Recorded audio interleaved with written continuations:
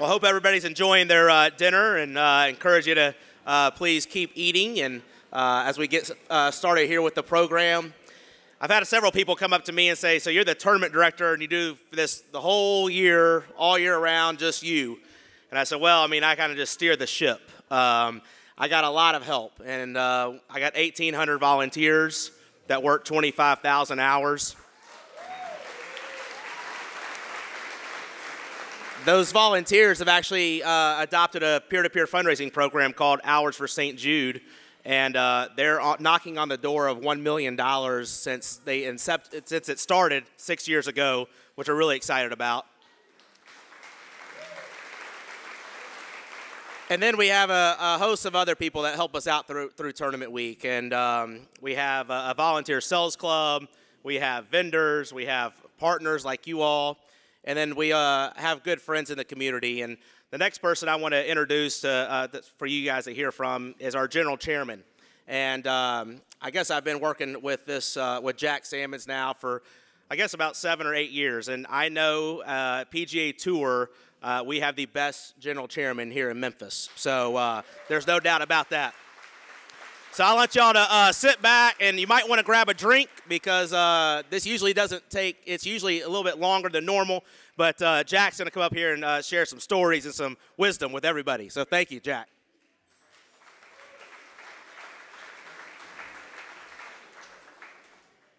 It's good to be back. This is not vodka. Gin. Everybody wants to mess with me about not knowing how to spell brevity and succinct and all these other big words. I could spell delicatessen all day long. It's a little longer, okay? But I try to go by every table and look y'all in the eye and say thank you and say welcome to Memphis. Memphis is a great town. It's a warm city. The people just personify Southern hospitality. So we are delighted that you folks from Minneapolis or Minnesota and Little Rock and Dallas and Houston and all these great area codes around the country that are here tonight that have been involved in another fundraiser for St. Jude that ultimately got you here. We really are thrilled that you're here. You know, I drove in the gates tonight. I'm not a prepared speaker. I'm scared to death to get in front of people with a speech. So I talk from the heart, but I was reminded as I came through the gate, I said, Lord have mercy. 1955, September, my mama birthed the most handsome baby ever come out of this town, right over there on this campus. It was called St. Joseph Hospital. Now, as my daddy said, St. Joseph's no longer in business. I put them out of business. But they tore that building down, and it's now part of this incredible campus we call St. Jude Children's Research Hospital.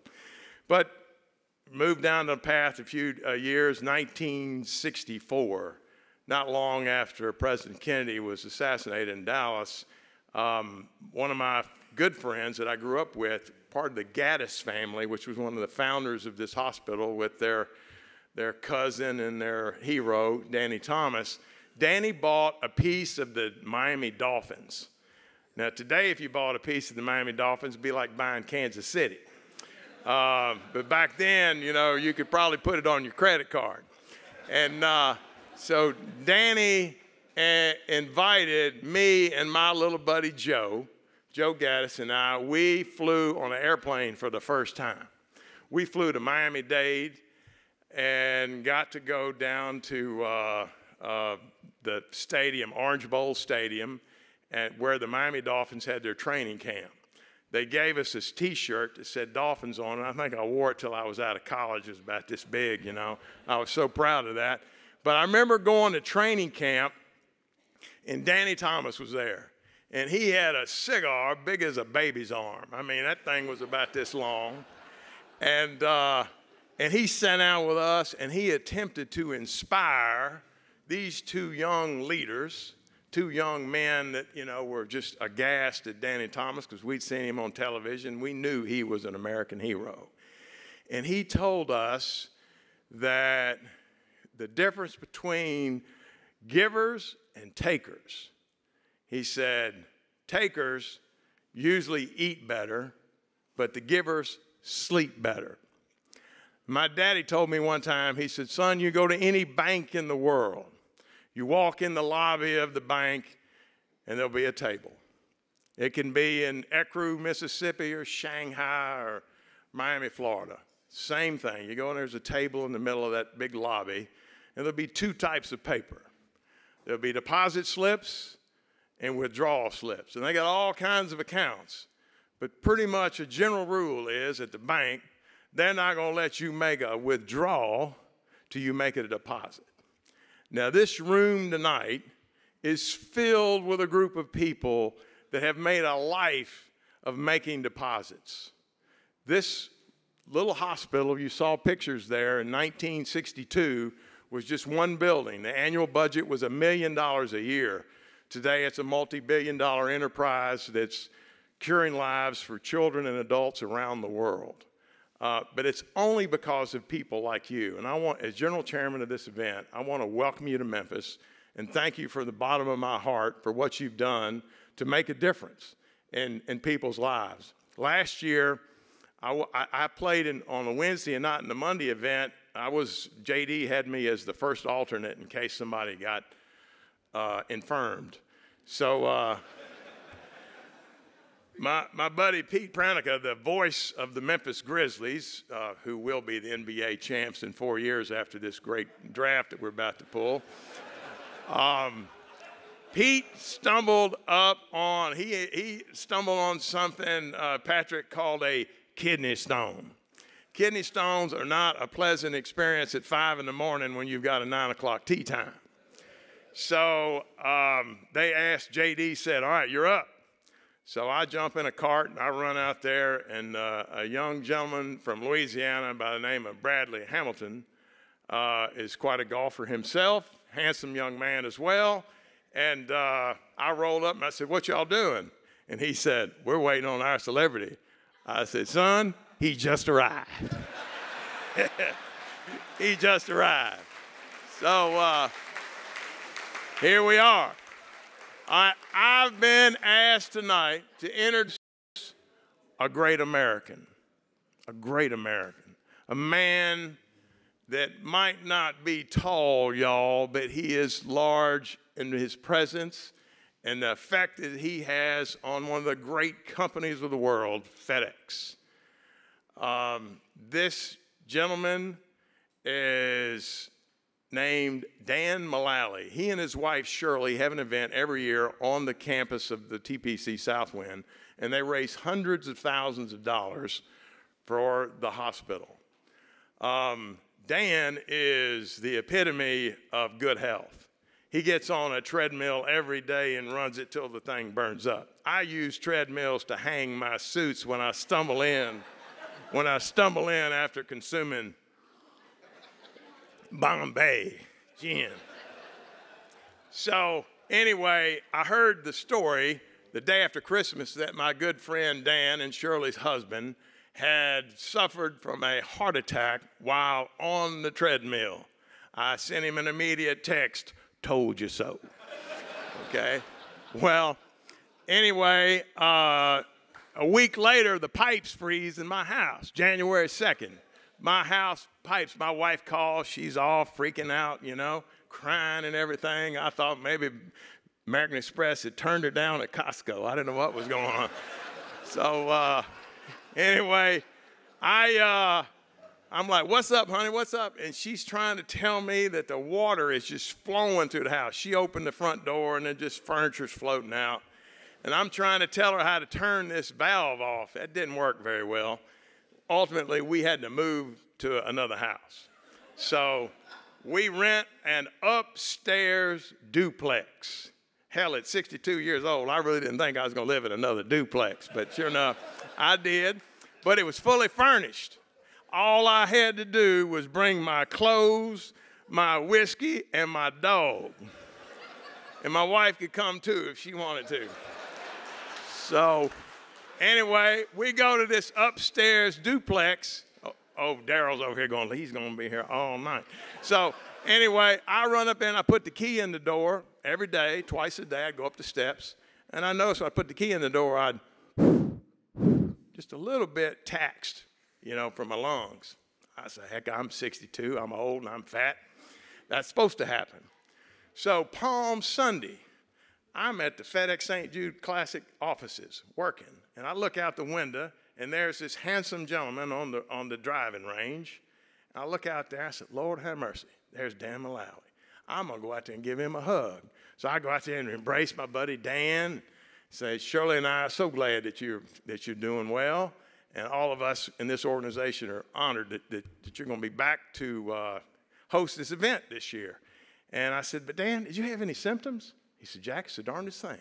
I was on the treadmill every day for 40 years. But you know, I'd come off of 18 green, go up to the top there where the cart path is, stick my putter in the bag, take a deep breath. He said, I'd go up steps.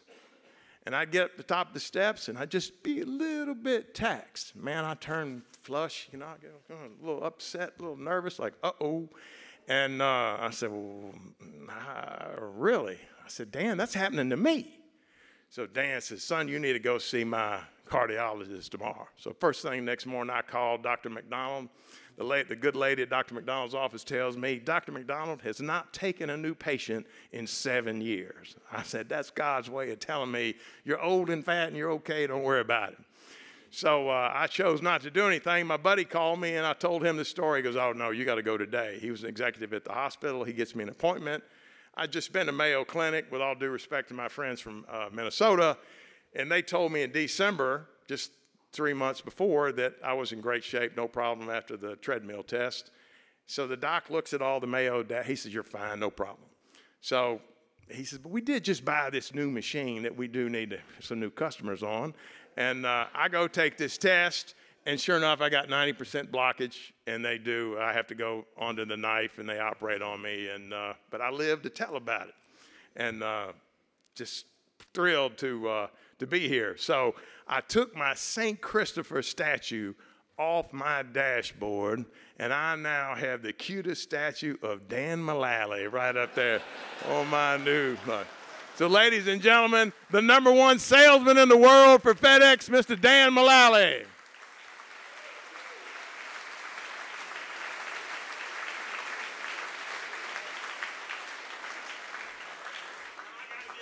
You get a hug, brother. I got to get a hug, brother. God bless, baby. Love you, man.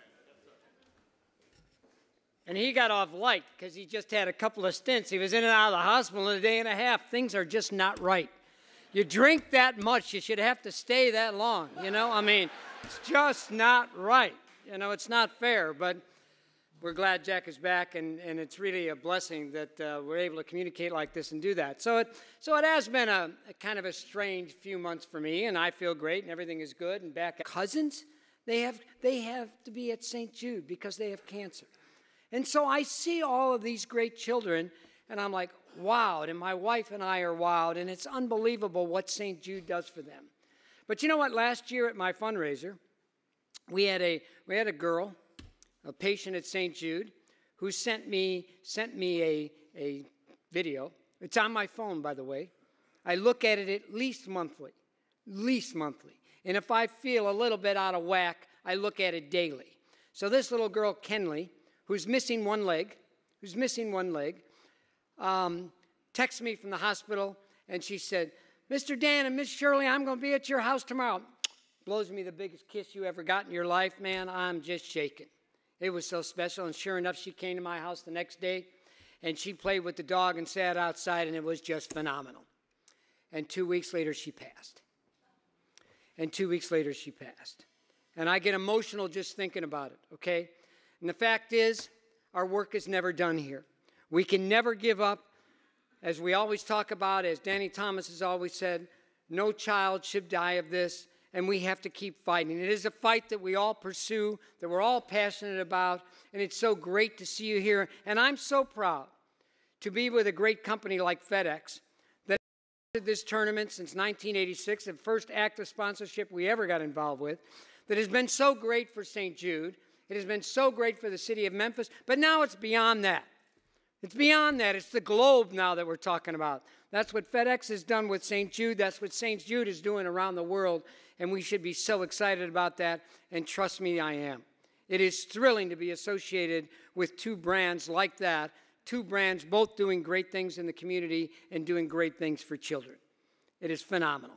And I'm telling you that I am just as excited about next year as we welcome the World Golf Championship into Memphis.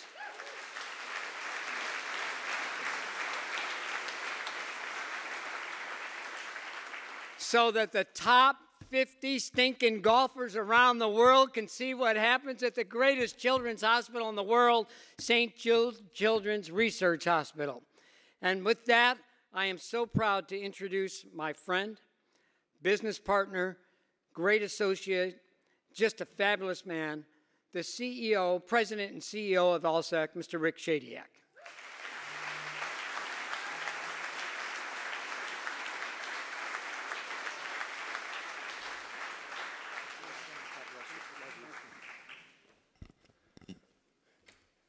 Isn't Dan amazing? Dan's awesome, right? He and Shirley have lots of us over to his house all week, and we're excited to do it again and raise money for St. Jude Children's Research Hospital. And then how about Jack Sammons, right? He's something. Y'all should have heard him talk before he had a heart surgery. You thought he was funny tonight? Because he really wasn't drinking tonight. So Jack's a great guy and someone we're blessed to have as our chairman. Daryl, thank you for all you do for us, man. You've done a fantastic job since taking over for a legend, and you had big shoes to fill, and they're bigger size even now, bud, thanks to you. That's how far you've taken this tournament, so congratulations. So I want to thank everyone for being here tonight. I'm not going to tell jokes. I'm going to be your serious part of the evening tonight because I want to talk to you a little bit about St. Jude Children's Research Hospital. And Daryl and Jack and everyone at the PGA Tour and FedEx, on behalf of all of us at St. Jude Children's Research Hospital and ALSAC, we want to say thank you. Thank you for everything that you do for us every single year. I think about it, kind of like a foursome. It's an amazing foursome, isn't it? FedEx, St. Jude, Memphis, and the PGA Tour. And we've been at it now for almost 68 years in various iterations. When you think about it, it started back in 1960. And just think about the history that we've made and the moments that we've been able to experience here. We've had legendary champions from Greg Norman and Lee Trevino and Gary Player. We had iconic moments like Al Geiberger's round to 59 and President Ford playing in the Pro-Am, hitting a hole-in-one. Some pretty cool stuff has happened on this course. And, over the decades, there's been tremendous dedication to St. Jude. And because of folks like you and the incredible generosity of St. Jude, this tournament has generated over $38 million to St. Jude Children's Research Hospital. And, that doesn't count the awareness that's created for our incredible mission. Every single year, for how many years running, JD? 3-4 years running, the PGA Tour has picked us as having the best charity integration of any tournament on the entire PGA Tour. So that's how ingrained, St. Jude Children's Research Hospital is into this tournament. And this year, yes, this is the last FedEx St. Jude Classic, and we're going to celebrate it. But what's coming next, folks, is going to be absolutely amazing. So thinking about the top 50 golfers of the world coming here and learning about St. Jude Children's Research Hospital, thinking about the entertainment opportunities that we're going to have for all of these folks like you all. The price might be a little higher next year, just got to warn you all. But we're super excited starting in 2019. And all I can say is FedEx delivers once again, right? Amazing, absolutely amazing. So I want to talk to y'all a little bit about Defiance tonight. And when I think about Defiance, I think about Fred Smith. And think about how FedEx began, with Fred Smith dreaming large, defying the odds, creating not only a world-class global logistics company, but one of the most generous and charitable companies, not in America, in the world. FedEx is a company that unites and connects the world. But I can tell you firsthand, it's that really FedEx is all about the heart. And the heart of FedEx really lies right here in Memphis, and all the things that they do for this incredible city that we have here, and also for St. Jude Children's Research Hospital. Mr. Smith, Mr. Mullally, all the executives at FedEx, Zach, you guys are absolutely incredible partners. Thank you for all that you do for us. Thank you for letting us tell our story. There would be no World Golf Championships in Memphis, Tennessee without FedEx. There would be no FedEx St. Jude Classic without FedEx, because we almost lost it a few years ago, but FedEx said that was not going to happen. And then the other dreamers that we should think about literally is one that's near and dear to my heart, and that's Dr. Martin Luther King. And you know, it's been a historic year here in Memphis, because this year we marked the 50th anniversary of the assassination of Dr. King, sadly right here in this city. And many people don't know this. While Jack Sammons may have been born on this campus, Dr. Martin Luther King breathed his last breath into the air of this campus, because he was brought to St. Joseph's Hospital, literally just a couple hundred yards from here, which is where it sits on our campus today. And I think about that all the time, that he breathed his last breath into the air of St. Jude Children's Research Hospital, and that he really is living through a lot of our patients and what we stand for here. And you know, I often, over the course of the past 5 months, have reflected on his tremendous legacy and talk about a person that defied the norms of the time, as he really sought an America that was true to its own ideals, that all men and women are created equal. Dreaming for that day for his little children, his 4 little kids, that they would one day live in a nation where they would not be judged by the color of their skin, but by the content of their character. And I think about that a lot, especially given the course of the events over the last couple of months. And I reflect on the fact about how far we still have to go. And then we also should reflect on the defiance of 2 amazing men that helped establish St. Jude Children's Research Hospital, Danny Thomas and Dr. Donald Pinkel. They defied all expectations to create St. Jude Children's Research Hospital.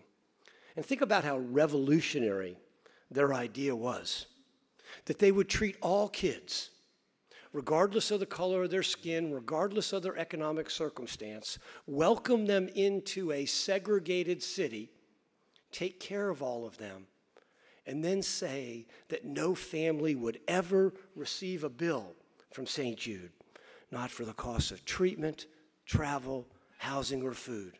Because all Danny Thomas and Dr. Pinkel wanted them to worry about was helping their child survive cancer. That was done 56 years ago, folks. And for 56 straight years, because of people like you, we've held true to that founding ideal.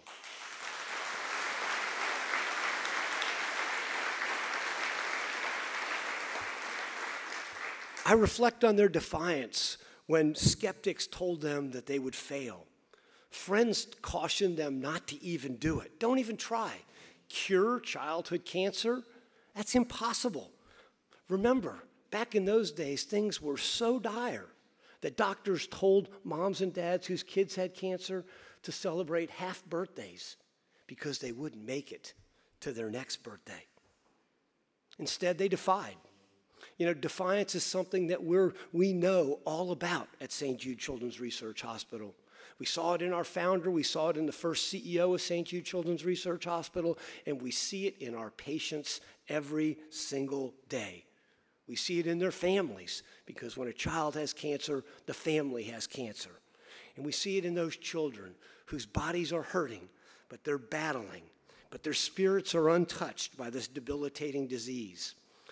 Defiant like Calvin, who 2 years ago was diagnosed with a non-cancerous yet very aggressive brain tumor, one that could cost him his life. Calvin underwent 4 different brain surgeries in 4 months, 1 a month for 4 consecutive months. And then after he recovered, he needed 2 months of radiation treatment. And his mom said that Calvin never complained. This is what Calvin said, quote, "When I woke up out of surgery, when I had to do that radiation, I was actually happy because it was just amazing to be alive." You know, Calvin's brand of defiance is pretty amazing too. It's joyful. You see, this young man just loves to dance. Last year, he danced on the stage at the St. Jude Jam during this very FedEx St. Jude Classic. He was just 7 months removed from his final brain surgery, and more recently from radiation therapy. The face of defiance on Calvin, he wears it with an irrepressible smile. This kid is constantly smiling. He goes down the halls and fist bumps the doctors, and he gives nicknames to his nurses, like, you'll love this, guys: Chicken Wing, Cookie Jam, Candy Crush, and Jackie Chan. You see, it's not just Calvin's smile that's irrepressible, it's every bit of him. So he refused to accept any limitation. And that brain tumor wasn't going to stop him from dancing on that stage last year at the FedEx St. Jude Classic. And brain cancer wasn't going to stop my friend Will either. Will refused to accept repeating a year of school after he had been diagnosed with a brain tumor. He defied it, completed his schoolwork, and he did it whenever he felt strong enough to do his schoolwork, but did not miss any of his school. He defiantly rejected the idea that he would never play golf or basketball again. Instead, he pushed through, enduring lots of challenges in his life, working with a physical therapist, working on endurance, working on his balance, making sure he felt like an athlete and not a kid. Will was brave. He was joyful. He was selfless. He even defied the idea that the attention should be focused on him as a cancer patient. You see, Will battled this for a long time, and he was a lot older than a lot of the other patients here. And he was a lot more concerned about their welfare than his welfare. And I can tell you, so many patients said to me that they looked up to Will because he was such a resilient guy. Will was a true inspiration to me. Will and I had the opportunity to play golf together. Will was a good golfer. I'm not. He played in this Pro-Am and in many other golf tournaments for St. Jude. You know, oftentimes he would play as the pro when we would do the Beat the Pro hole. And Will was the pro, and very few golfers ever beat Will. And he even attended our concert last year, 2 years ago, and played with Big and Rich, John Rich, and there's Big Kenny right there, and actually had the opportunity to play with Robbie Krieger because he absolutely loved to play guitar. But tragically, despite all the efforts to save Will passed away just about a year ago. And I will tell you, I miss him every day. And I think about him all the time, especially during this week, because Will came to this tournament a lot, and he and I had an opportunity to spend a lot of private time together. His mom would actually let him hang out with me a little bit, and we would talk about life, and we would talk about what it was like to have cancer. And folks, that's why St. Jude will never stop trying to defy the odds for all kids. Not when an amazing young man like Will dies before he gets to graduate from college. Not when 20% of the kids still diagnosed with cancer pass away. Not when 180,000 to 240,000 kids around the globe are diagnosed with cancer. And many of them, 20% of them, will survive. 80% will pass away. And in the developing world, the results are even worse. They're around 10%. These are the odds, and we collectively must stand in defiance of them. And that's why your support, your presence here today means so much to us. Since we opened our doors back in 1962, we've sought to cure leukemia, a disease deemed incurable. We've taken on other devastating diseases, brain tumors and sickle cell disease and AIDS. In a time when many other doctors were turning away from pediatric cancer, Dr. Pinkel and Danny Thomas defied the odds. And look what they accomplished. They took an incurable disease, acute lymphoblastic leukemia, that had a survival rate of 4%, and turned it into a survival rate of 94% by defying the odds. And we're going to continue to follow their lead, aren't we? Because despite all that progress, cancer remains the leading cause of death by disease in U.S. kids today. And that's why we've begun construction on a brand new $412 million research tower that, God willing, will house the labs that will lead to the discoveries that will absolutely cure childhood cancer. It's why we're increasing the number of kids treated here at St. Jude Children's Research Hospital, and why we're trying to double the number of kids enrolled on St. Jude-led clinical protocols all across the country. We opened the Red Frog Events Proton Therapy Center, the world's only proton therapy center dedicated solely to kids in all of America. We've treated over 300 kids on this cutting-edge piece of technology, including our friend Calvin. And we recently launched the St. Jude Cloud. This is an online data service. So it's a sharing and collaboration site where we've uploaded all the information that we learned from our Pediatric Cancer Genome Project. And we've opened it up to doctors and scientists around the world so that they can use that data to better accurately diagnose their patients all around the world. And then that's all. Isn't that cool? Yes. And St. Jude was just recently named by the World Health Organization the first collaborating center for childhood cancer around the globe. And we're going to partner with the WHO to develop strategies that ultimately strengthen global resources and try to speed the cure all around the globe. And just last week, St. Jude Children's Research Hospital announced a $100 million investment focused on education, capacity building, and research to create a global health system that will attempt to tackle what is still incurable outside of the United States and make it curable. And we do that, folks, because of you. And St. Jude is poised to get doctors all across the globe together to defeat childhood cancer. So that's how we're going to try to save more and more kids. That's how we're going to try to defy the odds. And we're going to refuse to accept the idea that this is impossible, to take what we know is a curable disease in the United States and take it outside of the boundaries of the United States. If it can happen here, it can happen all around the globe. We will follow the example of Calvin and Will and Danny Thomas and Dr. Pinkel and defy those odds and bring those cures to kids around the globe. And folks, that's why this is such a special week and such a special event. It's why the best golfers in the world come to Memphis, Tennessee, and they also get to share the course with St. Jude patients. So tomorrow, you're going to be playing golf, and the pros are going to be playing golf in the Danny Thomas Pro-Am with 5 St. Jude patients, and I think they're all here, and I want to ask them to stand. Allie, there's Allie right there.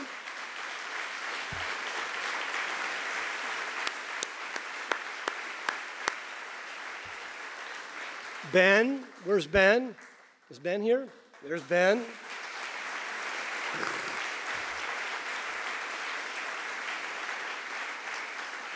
Bradley. Where's Bradley? Right there. Jackson. There's Jackson. There's Jackson. That's Zach. There's Jackson. And we got Zach over here too. So we got 5 of y'all.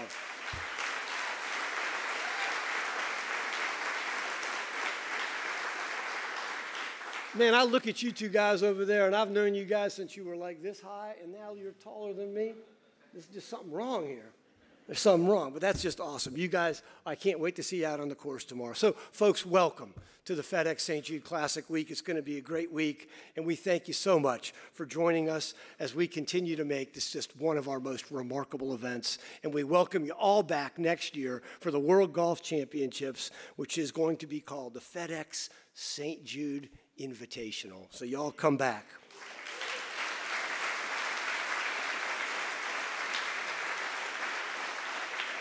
So JD, you want to help me with this? You want to help me with this? Okay, so now it's my privilege to introduce a special guest speaker tonight, Ken Agard. His daughter's going to be one of the patients playing in the Pro-Am tomorrow, but Ken and I have become pretty good friends.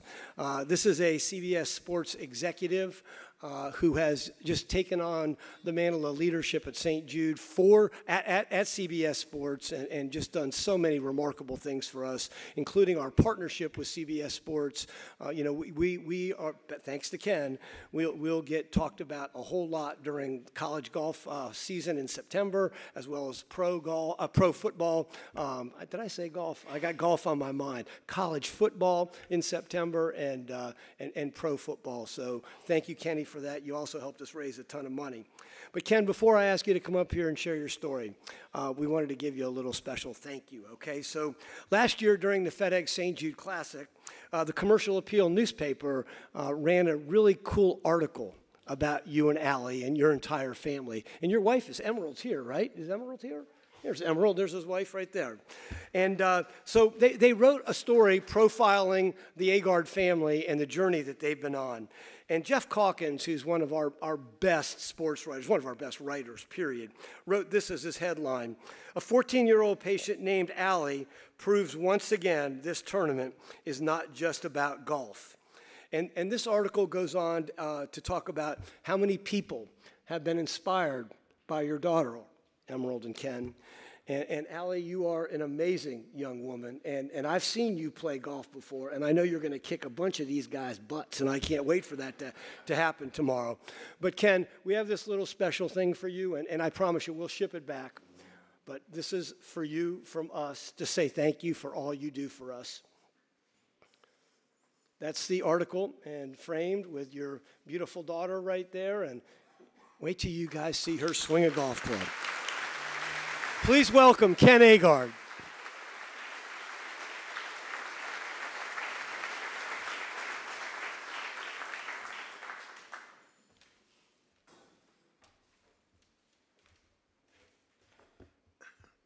JD, you didn't tell me I had to follow these three guys. It's a tough act to follow. Now it's time, though, to basically tell you our story. Speaking of Allie, 4 years ago, Allie was 11. Like most kids her age, she had so much going on. She had just entered 5th grade in middle school. She was a Girl Scout, played soccer, swimming, and clarinet. Allie always slept well, never complained about anything. She was smart and healthy. She was too sick to go swimming one day, and my wife Emerald took her to the pediatrician. Virus, we were told. Allie went right back to her routine. A few days later, Allie was sick again. Hunter, our dog, would not leave Allie's side. Emerald called me and said she was heading to the ER. I had a bad feeling about this. I told her I would be home in a few hours and to wait for me. At the ER, Dr. Chang skipped the usual EKG and said the MRI is open. Let's do a scan. As we walked back into the ER, all the nurses and the doctors were just standing there, staring at us. Everything in me had to stay calm. Dr. Chang asked Emerald and I to come and view the scan. It was a tumor the size of a tennis ball on the back part of Allie's skull. What? How could this happen? Within 3 hours, we were in a neurosurgeon's office at Hackensack Hospital in New Jersey. Upon seeing Allie's MRI, Dr. Arnold Fried wanted to operate immediately. Following surgery, Dr. Fried came to our room and said surgery was a success. The tumor was 100% removed. We asked, was it malignant? He couldn't say and would take a few days to determine, but he thought it was a medulla. We asked, what is a medulla? 4 days later, we were wheeled out of ICU and entered the oncology children's ward. Soon after, we found out what a medulla was.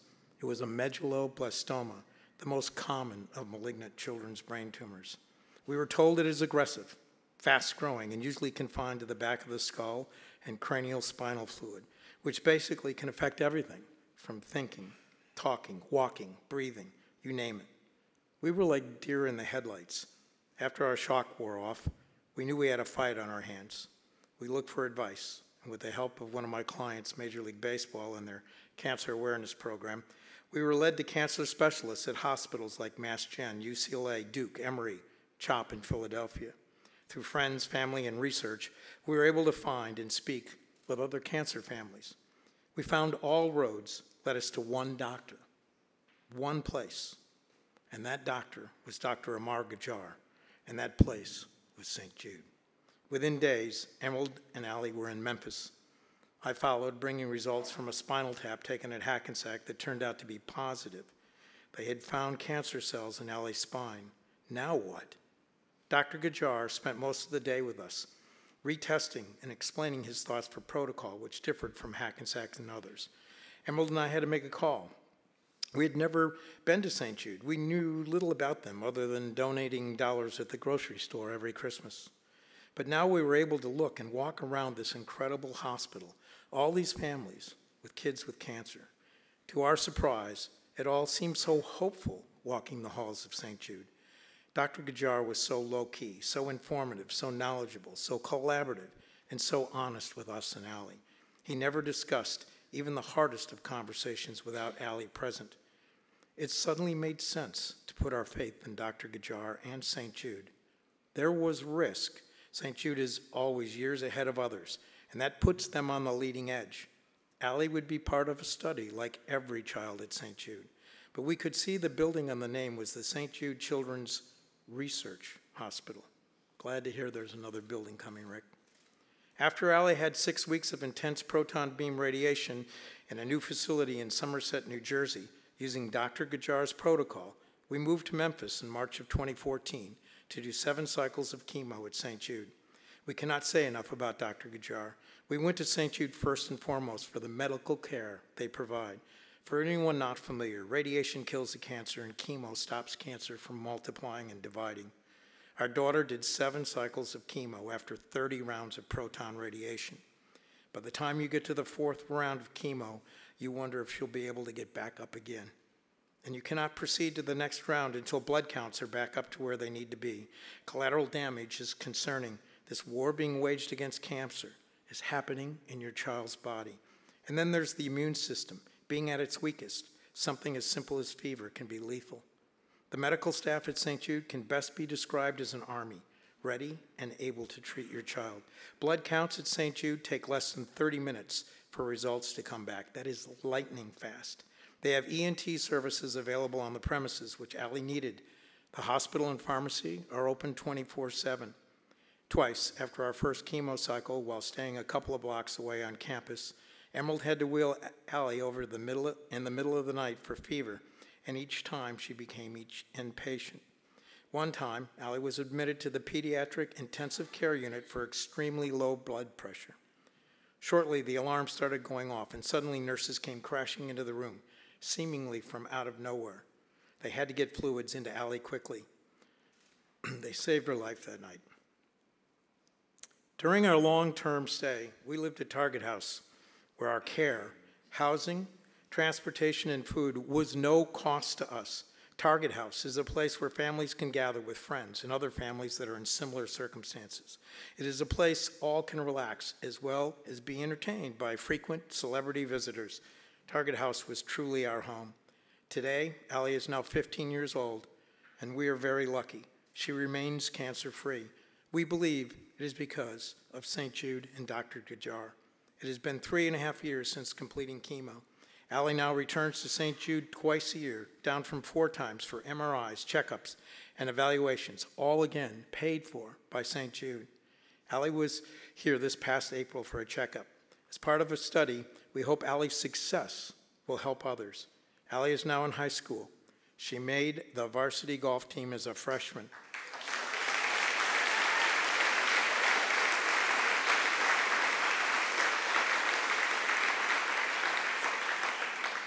She played in the Pro-Am last June. I caddied, and she will play again. Actually, I'd like one more time, Allie and her mother, Emerald, please stand up.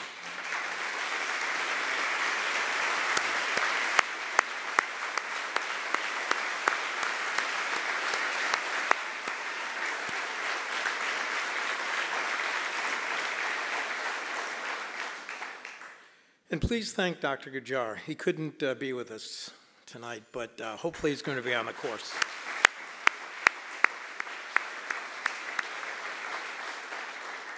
In 1960, when Danny Thomas opened St. Jude, Allie would have had a 10% chance to survive.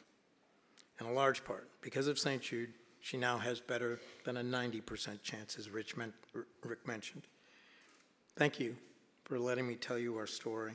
The work that St. Jude does is so important. They are doing God's work, saving our precious children. God bless Danny Thomas and all those that carry on his good work. Thank you.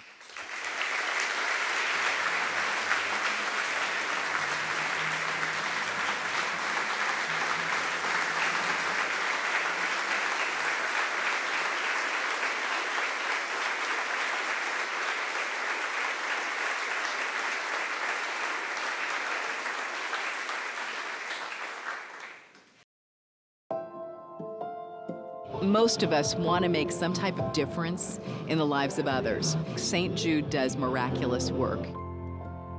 The fact that no one has to pay, it's a place where everyone is treated as an equal. Everybody is welcome here, and it doesn't matter, your religion or, what part of the world you're from, that just sort of all that is taken away. It just gives you some hope. Yo siento que soy parte de esa bendición que ese niño recibió al irse a su casa ya sanado.